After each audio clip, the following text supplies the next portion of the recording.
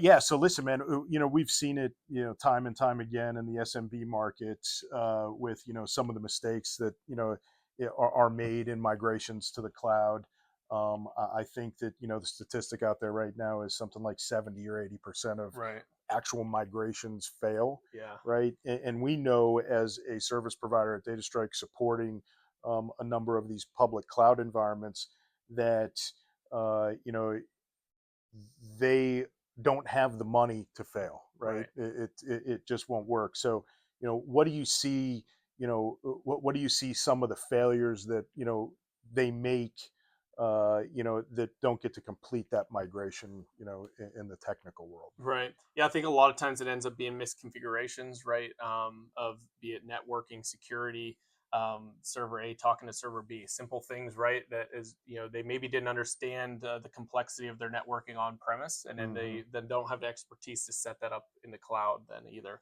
And then and accompanied with that, sometimes they have legacy systems um, that they're Aren't afraid to they're touch. not able to migrate. Exactly. Yeah. Or they might be able to, but they're afraid to even touch them because, whoever set them up's been long gone from the Right. organization, but it's still a critical piece of their environment. Yep. So, not even having the right knowledge and tooling around how to move that is a big challenge, and often what the biggest struggle I see. Well, and the other thing too is where we see a lot of failure is a lot of people try to do it with the resources that they have on staff, Right. right? That are also keeping the lights on, also doing other projects, Right. and now they're getting this top-down request of optimizing the public cloud or Right. migrating an application to the public cloud, and they can't do it. So I know where DataStrike has been super successful is coming in either in a fractional support model or taking over the management of that Right. because it brings a tremendous amount of value. Why?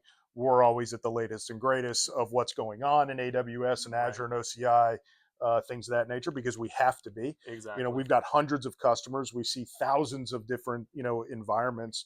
We know what works, what doesn't work. So we really limit what could be